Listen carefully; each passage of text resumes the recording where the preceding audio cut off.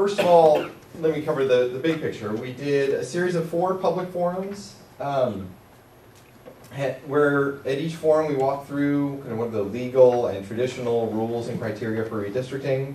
We distributed and walked through how to use the public participation kits, and we engaged the community in talking about what are their communities of interest, what are their neighborhoods, and what are the kind of areas within the city that either should be kept together or in some cases should be recognized but possibly divided so they can influence multiple districts. We did get a lot of comments, thoughts, very useful contributions that are listed in the full report. There are 3 main communities that were kind of a consistent theme. One was the farm. There was a lot of discussion of the farm. Another was Sedco.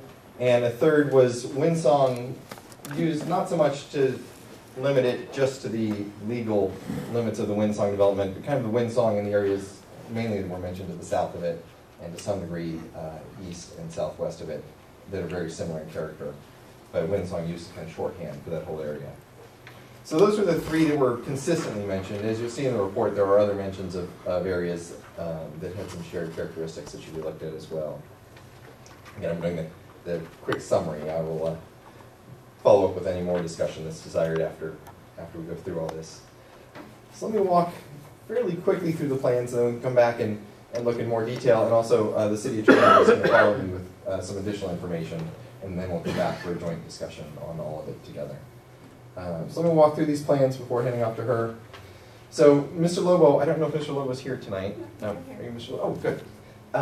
Thank you for coming, and gotta appreciate his enthusiasm at digging into this. He didn't approach our record of 14 plans from one person, but he did submit 4. And it was a great example of how we want this process to work, of sending in a plan, looking at the results, and then following up with another plan. So you can see he sent in 4 plans. The Lobo one, I'll just kind of walk through these. You can take a look at them and we can come back to them. Lobo 2, and you can see this is a good illustration of something that everyone trying to draw plans wrestled with, is how to balance the populations given these odd configurations of census blocks. Obviously, I think you would agree with me that this is not the ideal line that any of us would follow. That's the line where the census blocks go. And then to the east of this is a big census block that causes trouble in drawing lines. So Lobo 3, and then the Lobo 4 plan, and all these are in your packets too. I should add too, this is a good point to add, all of the plans submitted by the public went up on the web. And so this was good. And actually, we appreciate Mr. Lobo doing this early, because then it gave people at the later forums a chance to comment on the plan so far. So the public is seeing these as well as them being in the packet. And then we received the 1 plan from Mayor Farnham as well.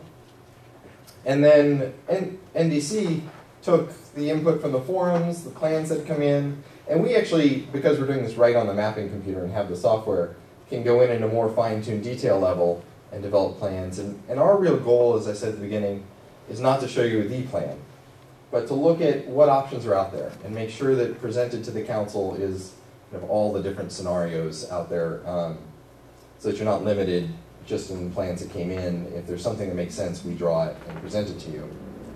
So you see we came up with 3 plans. Plan A, which has a lot of focus on cross-freeway districts. That was the idea in that one, I think, to make sure that 4 of the 5 districts had significant population on each side. Plan B, which had 3 that cross. This one had a very compact A. This was kind of Sedco and areas up in that portion. And that district really drove the rest of the plan. And this is one of the questions is, we know there's going to be a non-compact area. You can see in these maps, because of the blocks, something's going to be non-compact. But where that non-compactness is kind of shifts around in different plans. And obviously there's no, I don't have a recommendation saying it's better to be non-compact here than there. That's something for you to consider as you're choosing between these plans, and it's a trade-off. And then Plan C, you can see this is more of a, almost call it a central Central Street District coming along here. But you can see the different approaches illustrated by these different plans. And again, we don't make a recommendation of one of these is the best. We're laying out options for you to consider. Again, as you saw in these plans very briefly, and I can come back in more detail, and I can also zoom in on exactly where these lines are if anyone wants to do that. But the key differences between these are the number of cross-freeway districts, whether Windsong and the farm are united. For example, in this plan, you can see each of the three communities I mentioned are united, as opposed to, say, Plan B, where both the farm and Windsong are divided between two districts, so they have a voice in two separate districts. And then the southwest of Brand, you saw how that swings around. So let me kind of wrap my presentation up there, move to the city attorney's presentation, and we'll come back and discuss this all as one.